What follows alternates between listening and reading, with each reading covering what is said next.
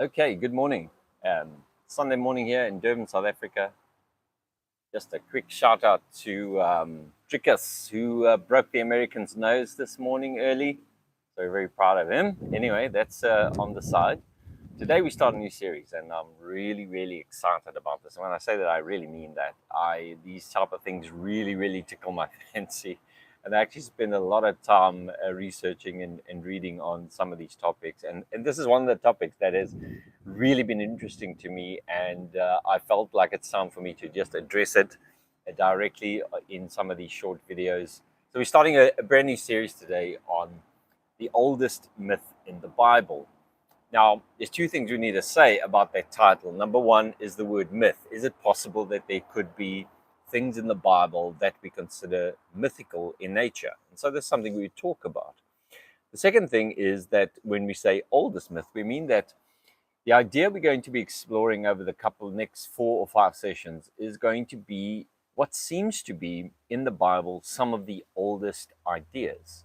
Now, when I bought my first Bible, I went to the bookshop and I bought myself a brand new King James leather-bound Bible. And when you buy it, it's one book. And we are taught also to read it as one book. The reality is that the Bible is not one book. It is literally, as the word Bible says and means, it is a library of many books. Some of these books are really old. Some of these books are much newer, like 4, 5, 600 years later than some of them. Some of the ideas are much older than when they were actually written down. And even within some of the books, let's, for instance, take a book like Isaiah, we have several parts. In Isaiah, for instance, we have at least 2 to 3 parts that are written at various times. The older parts of Isaiah dating back to the 8th century when Isaiah was believed to have lived. And Deuteronomy, Isaiah, I think, starts at around Isaiah 29, speaking under correction, but that was written a little bit later around the exile, which was in the 6th century. So in the book of Isaiah, we at least have 2 layers of information, one that is about 200 years older than the other. And so even within the books of the Bible, we have layered information that comes at us. Some of the stuff in a book like Isaiah are very early ideas, and we're going to be dealing with some parts of Isaiah in this series. And some of the things from Isaiah are much later and are much newer ideas. And as you would expect, in the history of the people of Israel, history and ideas about history, ideas about the cosmos, ideas about God, they change as time goes past. And when these writers then pen their ideas into our scriptures, they bring with them the ideas of their current context. And so the first thing we need to realize as we go into this little series here is that the Bible is a very layered book. And that the ideas that are old and ideas that are new, and that it also, of course, have been written by various authors. Now, of course, we will not argue with the fact that a book like Exodus is written by someone different than, for instance, a book like Daniel, let's say. But the reality is, on further inspection, and this is scholarly consensus, is that a book like Exodus or a book like Genesis also itself is not the product of one single author that sits down and quickly writes down all the stories.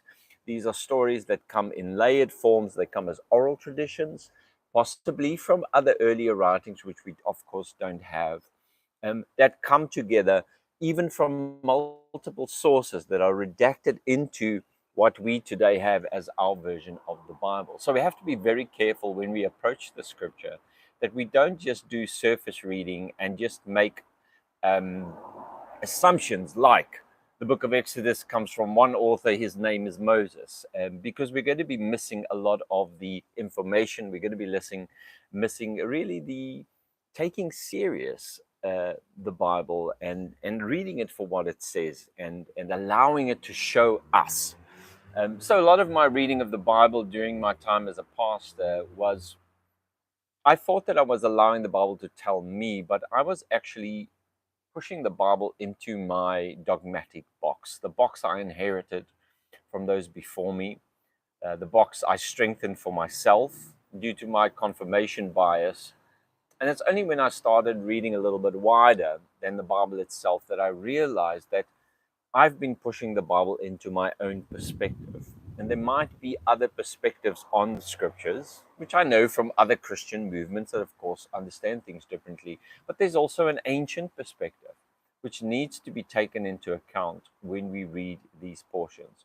Now, it's this idea of taking seriously the ancient perspective of the scriptures that brings us to have to wrestle with some of these very, very old ideas, motifs, and I will use the word myth in a very respectful way, myths that we find inside of the Bible. By myth, we mean a story that is not necessarily literally, historically accurate, but is told in a way embellishing possibly stories with ancient historical roots in a larger picture. And often that larger picture is a cosmological picture or a God picture. And so today, as we start this little series, I just wanted to put that out as the beginning of what we need to at least keep in mind. In this series, we're not going to accept the idea that all the portions we're reading, the one in Psalms, the one in Job, the ones in Proverbs, the ones in Isaiah, were all written by the same author, and that they all mean exactly the same thing all the time. We acknowledge that we're dealing with the shifting of ideas as we engage the scriptures. Now, to the point.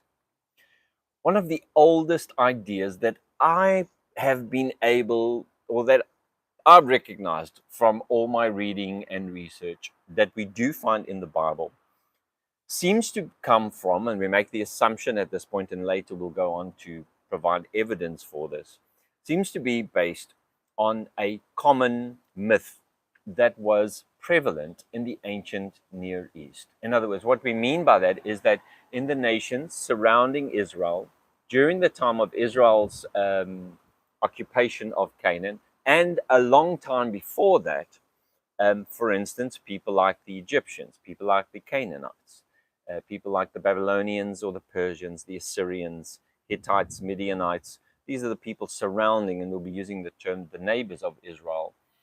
That there are ideas that are in our Bible that are not unique to our Bible, and that these ideas are also present in the mythologies, theogonies of the peoples around Israel. So we take note of that, and we're going to be speaking specifically to some of these things that we pick up on. But there is a specific ancient myth that was later termed by a German scholar Chaos Kampf. Chaos Kampf is the German, and if you're Afrikaans, you kind of know what that means, except that the word Kampf might throw you off a little bit. Chaos is chaos, but Kampf actually means the fight, right? The war.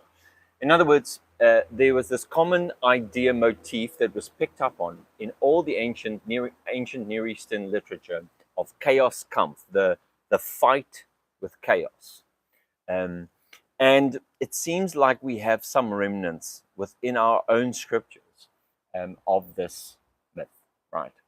It can be summarized as follows, and this is just a very simple and generic summary. Basically, Chaos Kampf is a god or gods fighting the chaos, which is personified in the sea, the chaos seas, or even in a kind of like a sea monster, which represents the chaos. She fights this animal, this sea, this goddess, this god that's personified in the sea and the sea monster or the sea monster. And it's in this conquest that he brings order to his rule, to his reign, and in some cases, it's equated to the ordering of the cosmos, as in the beginning at the creation, as Christians would say the creation, but we more accurately understand as the beginning where God takes chaos and turns it into order. So simply put, it's a God fighting some monster or sea that represents chaos. By killing it, he brings order to the cosmos. And it's in this fight that the beautiful order that ancient people could recognize in and around themselves, the fact that trees are, they are organic, but a tree always brings forth its own kind. Ideas like gravity didn't exist, but it was an obvious order that when something goes up, it had to come down. And ancient recognized that there was an order, a beautiful order to the world that they lived in. And they attributed this order to gods fighting the chaos so that the beautiful order can come into play. So this general theme is something which we find across the ancient Near East, and we're going to be pinpointing some of these. So often on his victory as a king, or possibly a beautiful temple in his honor, rule sometimes through a specific king, the people or nation who the myth belongs to, as the god who brought order out of chaos.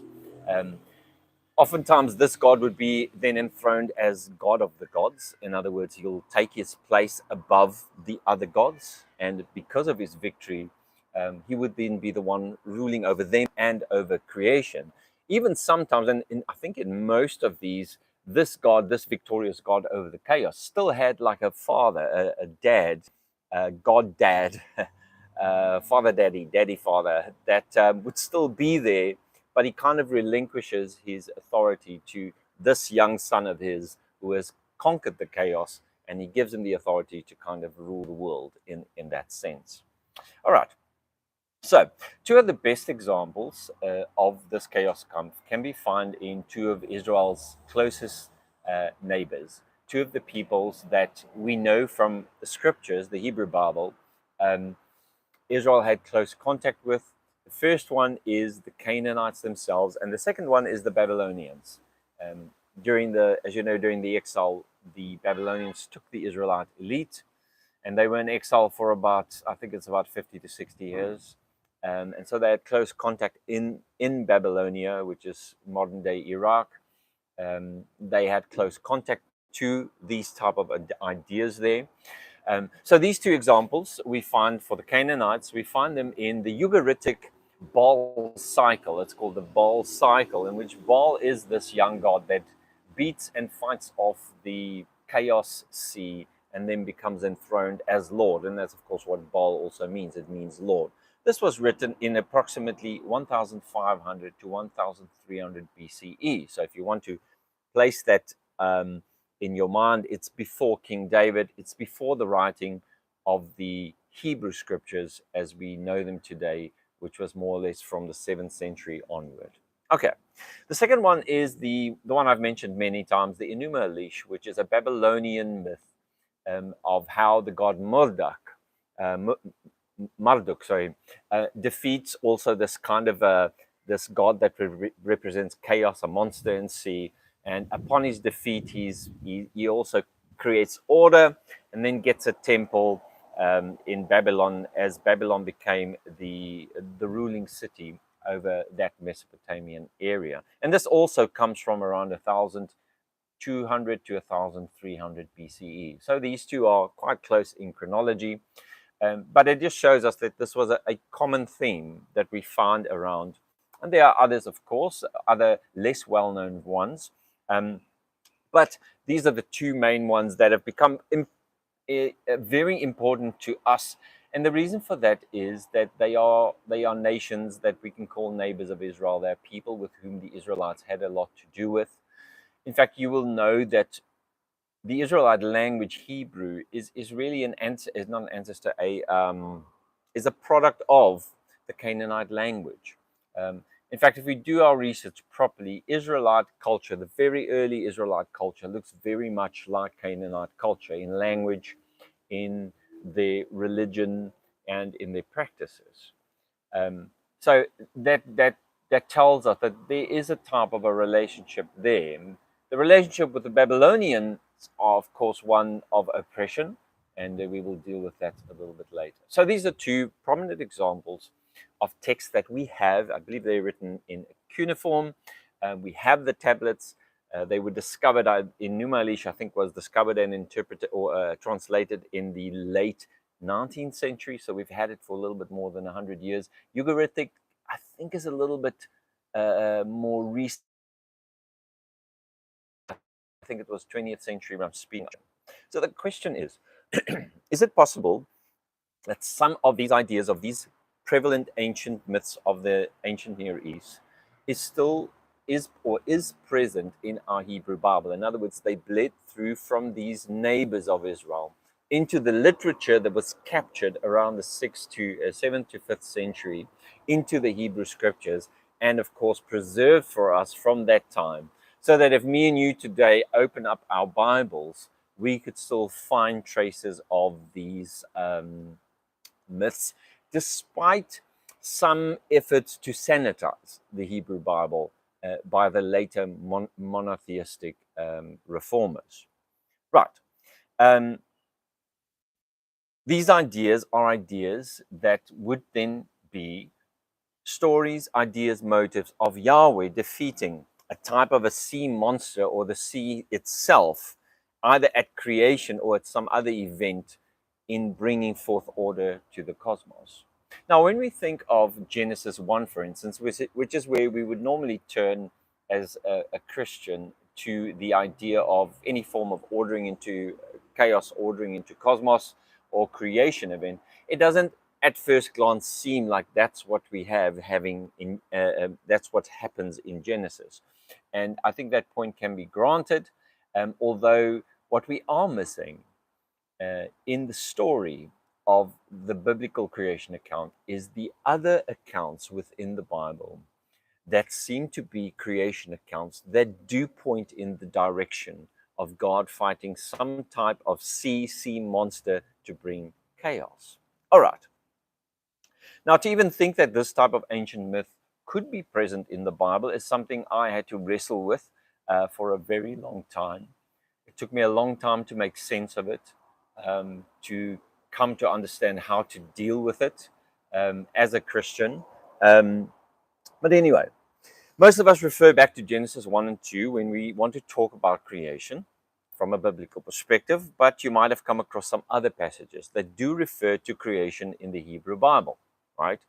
In some very slightly different ways, especially parts in Psalms, Job, and also in Proverbs. And we're going to be looking at these in detail. These passages describe creation in a slightly different, and I would argue a more ancient way than the more famous Genesis 1 account. And in fact, we will go to show that these more ancient accounts of creation really led to the formation of the Genesis 1 account. And therefore, these ideas are much older than the Genesis 1 creation story that we have at the beginning of our Bibles. They use themes and motives that go back to a time of pre-exilic Judah. In other words, long before even Israel went into exile, or Judah went into exile. In other words, even before the time that the Babylonians took the Israelites into exile, they go back to such a time which we might call very early Yahwism. We do make a distinction between the Yahwism of the Israelites before the exile and the type of Judaism that we get after the exile. There is a distinction between these two. The first section, the pre-exilic Yahwism, looks very much like its older cousin, the Canaanite religion. Judaism, on the other hand, seems to make a break into a monotheistic direction through the monotheistic reforms that take place in Judah, and then brings us to the place of the New Testament. By this time, Jews were rather thoroughly monotheistic, and I believe would have rejected a lot of the older ideas that were found in their own very scriptures. So the sea monster, the sea monster motif, which is quite a lot in the Hebrew Bible, in the obscure little places where nobody takes us. Our pastors don't want to, I didn't want to take anyone to these passages because they were extremely hard to explain. But one of the ways we explained away these appearances of what seems to be like a sea creature that God fights is by changing the translation, or by just translating it as a crocodile, or translating it as a dinosaur, some even did, or translating it in more other cases like a whale or some type of a non-violent sea creature. And that seemed to be okay to me at that time. But it is once we see and start to recognize and realize that this theme is not isolated and only found in the Hebrew Bible, it's also everywhere else. And in the other everywhere else positions, this is not a land animal, this is not just a sea animal, it is a mythical creature which gives us insight into how the ancient gods brought order out of chaos. Right. So this mythical creature seems to have important connections to the earliest forms of the religion of Israel. And this is something that also you discover with time as you realize that the Israelite religion was not the same. It wasn't monotheistic in the early times. I think archaeology has done a very great, good and simple job of showing that early Israelites were not monotheists. They were pagan to a very large degree. This is the reason why the Bible hits at paganism so much, because it's trying to eradicate the early forms of Israel worship, which, as I said, was very closely related to Canaan, the Canaanite type of worship of that time. So now it's become more obvious that these, I'm just going to call them monsters or dragons from now on, are not just normal whales, crocodiles, not even dinosaurs, because some have actually used these passages to try and prove that dinosaurs lived with humans at the same time, which we know is not scientifically possible. But some of it just comes from this misinterpretation. We kind of had to assume that these are kind of whales, creatures, or dinosaurs, because we are unable to recognize that these are references to actual mythical creatures. And to some degree, we can understand that if we are void of the knowledge of the ancient Near Eastern myths. But once we become more familiar with the ancient Near Eastern myths from multiple sources, it becomes really almost impossible to then from that point on just assume that these are dinosaurs or whales. But we have to recognize, and I had to come to a point where I had to recognize that the evidence is rather clear that these have to be references to a much older mythical theme that was akin to the people of that time. Okay, so here are some of the questions that we'd like to answer in this short series. What are the origins of the sea monster myth? What does it have to do with creation? Why do we find these passages in the Bible? How does Genesis 1 relate to this particular Chaos Kampf or sea monster myth? And then one of the most important questions is, which came first? The Genesis 1 creation account or the sea monster myth?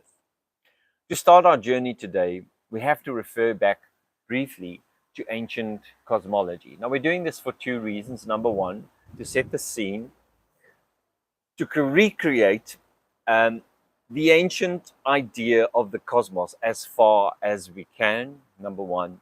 Number two is to show that the Bible was very much part of this type of understanding of the cosmos. So, straight to ancient cosmology. I don't want to spend detailed time on this. If you would like a detailed account of the references for the Israelite ancient cosmology in the Bible, I can send that. You can pop me a message. But I want to deal with the most critical things. In fact, the things that the ancient cosmology of the ancient Near East has in common with biblical cosmology of the early Israelites. Right. So the civilizations of Mesopotamia, Egypt, even pre-classical Greece, they did not share our modern understanding of the cosmos, right? They believed that the earth was rather flat, something that a lot of my friends still struggle with. But they believed that the flat earth was surrounded on all sides by a huge ocean, sometimes also called in myths the river, right? The sky above was regarded as a solid roof-type dome structure that was either made of stone or metal and called the firmament. Firmament meaning the solid thing, right? The firmament was imagined to be supported by mountains at the fringes of the world. So essentially we had a snow globe type of cosmology. We had a flat earth and this fixed dome that sat upon the earth and that was supported around by mountains. Okay, so the ancients did not know the things we know today.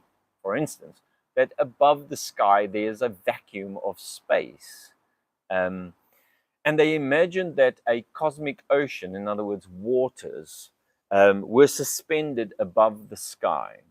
And it was held in suspension by this solid dome so that it would not collapse in onto humanity. The waters above the celestial ocean then was thought to be responsible for the rain and also the color of the sky, which is blue when there's no clouds in the sky. This type of cosmology comes about by people looking and writing or thinking according to what they can see and understand. We can also call it a phenomenological approach to cosmology. That simply means we look up, it's blue, right? Sometimes water comes from there when it rains. What else do we know that's blue where water comes from? Well, it's our rivers, it's our seas. So therefore it stands to reason that above this sky that we have, there is a type of an ocean there that rains down upon us from time to time. So just as they could see and understand, they began to create a cosmology that made sense to them. Right. So although these details varied between culture to culture, the overall view of the world was nearly ubiquitous in the ancient Near East, from the Babylonians in the east right through to the Egyptians in the southwest. They held to a varied version of this ancient cosmology, but the overall structure was more or less the same. It's no surprise to us to know then, or to suggest then, that the ancient Israelites, who really, with regards to this, appears rather late on the scene. If we just take the writing of the Hebrew scriptures as a datum point, we're talking about 700, let's say, make it as early as we can, 700 BC. They are late on the scene in terms of writing down cosmologies. It makes sense then to us that they would have also be heirs to this very early view of the universe.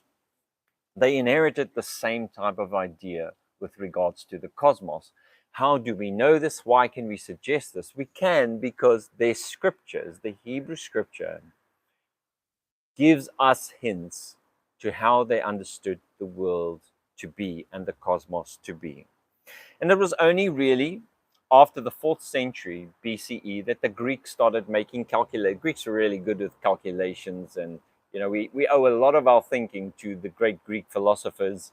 I do a bit of math teaching, and I often have to mention the name Pythagoras, which was a 6th century philosopher, Greek philosopher, but also invented clever ideas like the Pythagoras theorem, which no doubt had to be used in their calculations. And when they used calculations to determine the shape of the earth, they concluded back then, 4th century BCE already, that the earth had to be round. And only after this time, the cosmology of the ancient world started changing from a flat earth with a dome to a type of round earth with concentric circles of heavens and skies around it. I think that's called the Ptolemaic cosmological model. But before this time, and in the time of most of our biblical writings, especially in the Old Hebrew Bible, the cosmology was still the ancient Near Eastern model, the flat one with the dome on top. Okay, so gradually then that new Greek model started replacing the ancient flat cosmological model. It was adapted by the church as well, which I think that during that period, church fathers would have argued that the earth is not flat, but they accepted the Greek calculations, if we can put it simply like that, and then started having to deal with some of the passages in the Bible that seems to indicate a flat earth, or basically an ancient Near Eastern cosmological model. And one of the ways they dealt with this was to start referring to these passages as metaphorical. And so a lot of the passages were not taken literally anymore, but they started to be called metaphorical. And basically what was happening is the church was accepting these other models. But as we know, from the time of Galileo Galilei, the church would, from time to time, be very resistant to change in their cosmological model, especially when the heliocentric model was discovered, meaning that the Earth actually rotates around the sun and not the other way around. And of course, Galileo had to pay a price for discovering that. But eventually we've accepted that, and even today, there are very few Christians. There are some, I think that most of them are in America, that believe that the Earth is flat. So we're going to be talking about some of these things, but let's just start then with biblical cosmology. There are three ways, and I want to use biblical cosmology here as a kind of like a case study for a general way in which three ways in which people approach the Hebrew scriptures. And I'm specifically talking about Christians. And the reason why I want to speak to all three of these ways is because I was a proponent of each one of these at some stage of my life, and I kind of moved through them in a progressive way as my understanding of ancient Near Eastern literature, religion, and also science kind of broadened.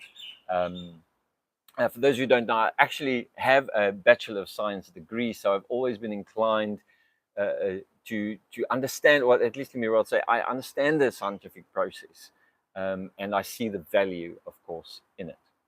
All right, so I want to use specifically the idea that there are waters, the Bible, and we are going to get to those scriptures, but I'm just going to presume it at the moment, assume that the Bible teaches a type of waters above the sky.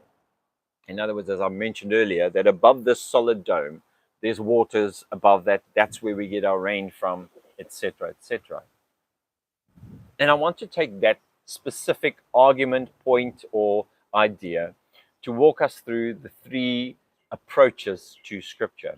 And you might, as we go through these three approaches, you might find yourself in one or the other category.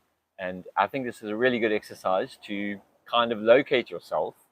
And if you do find yourself outside of all three, please do not hesitate to let me know what other view or what other way there is to come back to these type of cosmological ideas, or wherever you find yourself. Okay, so the first approach, and this is the approach that I felt like I was born into and that I held for, I would say, until the age of around, let me do a quick calc here, about the age of around 37 or 38. I held to this very first approach when encountering ideas, and we're using, as a case in point, we're using the idea of waters above the sky. The first approach is the literalist, or the literal fundamentalist approach. This approach, when it reads the Bible, it takes the Bible literally. In other words, it does not assume that these things are metaphors. It takes it literally, and then at the same time, it ignores the things we can observe, and it ignores the conclusions of scientific inquiry. For instance, if we talk about the waters above the sky, if the Bible does, and I believe that it actually does in the ancient cosmology of the Israelites, it does confirm that there's waters above the sky. A literal fundamentalist will affirm that, even though modern science today will tell us, no, there's a vacuum of space above the sky. There's no waters above the sky. We've been to the vacuum of space, and there's no water. So the literal fundamentalist will ignore the scientific inquiry, find some other reason why they can't accept it, because they believe they have to take what the Bible says literally, even when it comes to fundamental things like cosmology. So I found myself in that camp for a very long time of my life. even with my scientific education, I always battled with inside myself, because on the one hand, I believed science is productive, and that it's based on inquiry and evidence, but at the same time, I believed that the Bible is literally true. And so there's a wrestling between what is actually above the sky then. Right. But now we do have some people today that actually do take the stance still. It's rather extreme today. You would probably not find yourself in this circle. If you do, start worrying. But most Christians, I think, do not find themselves in this place where they believe that there's waters above the sky, or that the earth is flat, or that the earth has four corners, but have taken the side of science when it comes to these type of things. But this is a way in which some extreme sides of not only Christianity but also Islam or Muslims, there is a faction, or there are groups which still think this way about the Bible. Now, the reason that I rejected this type of inquiry or this type of approach about the Bible about 10 years ago is because I realized that the scientific inquiry into the vacuum of space is true, and that is what we actually found. And so now I sat with a massive problem. The Bible tells me there's waters above the sky, above the firmament, but I know there isn't. So what do I need to do? Well, I need to now make an adjustment. And I think that a lot of the church made this adjustment even very early on. People like Saint Augustine, I think, made some of these adjustments when it came to like the books of Genesis, for instance, where we openly, in I think his 4th century, said, no, these things can't be literally right. They have to be understood metaphorically. And so there came a time in my life where I had to make the shift between literally believing everything in the Bible is literally scientifically true as you read it, to a place where I had to now, and this is the second approach, which is a metaphorical complementary approach. In other words, now I came to a place where I said, look, the Bible can't be untrue, but at the same time, science also can't be untrue, because it's what we actually found. And unless we're willing to defy reality, I'm not sure anybody's crazy enough to go there. We have to somehow marry science and the Bible. And here I found myself for at least another, I would say about 6 or 7 years of my life, in which I spent my time trying to reconcile the scientific findings, in other words, what we actually find, and that which the Bible says. Now, when it comes to the waters above, I would have to resort to now reading this waters above metaphorically, right? So I rejected the idea that it was written for literal intention, and I now assumed the idea that it was written metaphorically, and it already contained perfect science within it. And so to do that, I have to marry scientific ideas with the metaphorical interpretation of the scriptures. In other words, one way you could do this, I mean, I'm just flying off the cuff here, but water, the argument would go something like this: water represents the Word of God. The Word of God is God in some sense through Jesus. So this idea of waters above is actually just saying that God fills the universe. All right? That's a metaphorical approach. So I don't take it literally. I interpret it according to the new science, basically, that is found, and therefore I reduce it to metaphor. And this I felt good with and comfortable with for a very long time, because, to be honest, it's easy to think up interpretations from your later perspective about these things. I spent so much time in my life trying to reconcile Genesis episodes, specifically the creation, Genesis 1, with modern scientific ideas of evolution.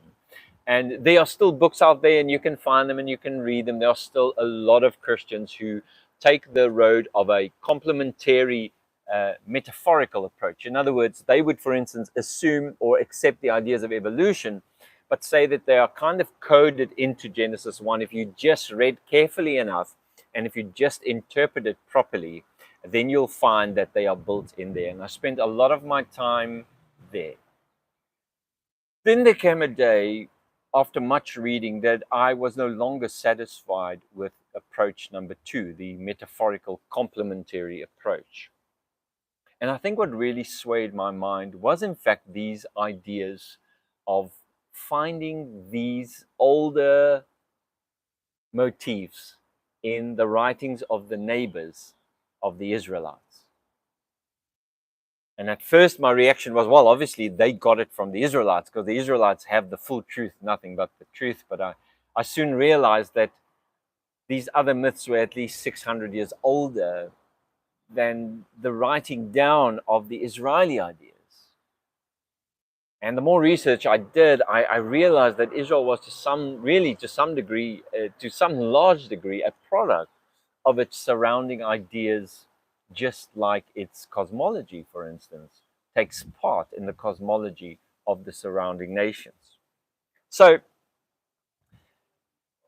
the thing was this, that I could no longer reconcile the two. And so I switched to the approach number 3. It's the approach that I have settled on at the moment, which I think is the more logical of the 3 approaches. And this is called, I just call it the ancient context approach.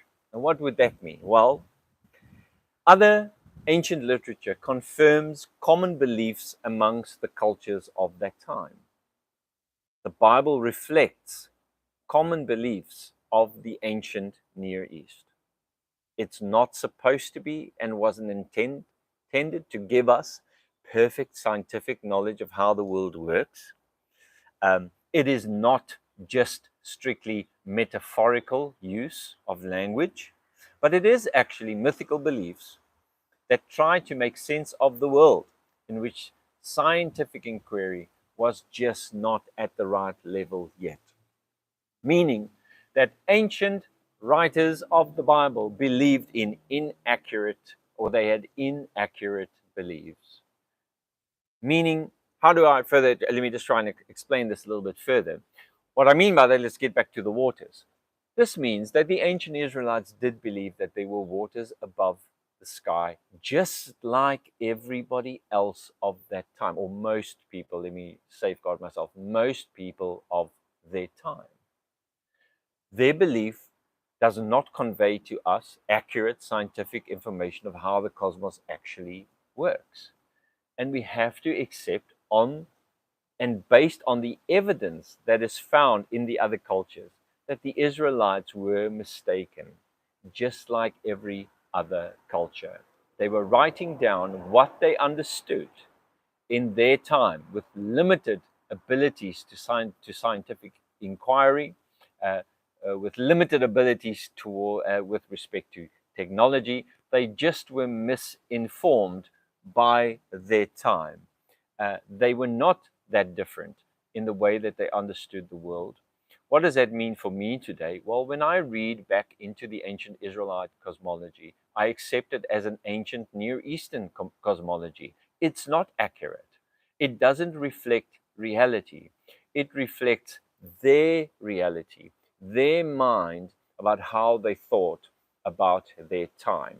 Now, the reason why I've mentioned these 3 approaches, the literal fundamentalist approach, the metaphorical complementary approach, and then finally the ancient context approach, is we are going to be moving forward not with a literal fundamentalist approach, assuming that everything that's written there is literally scientifically true.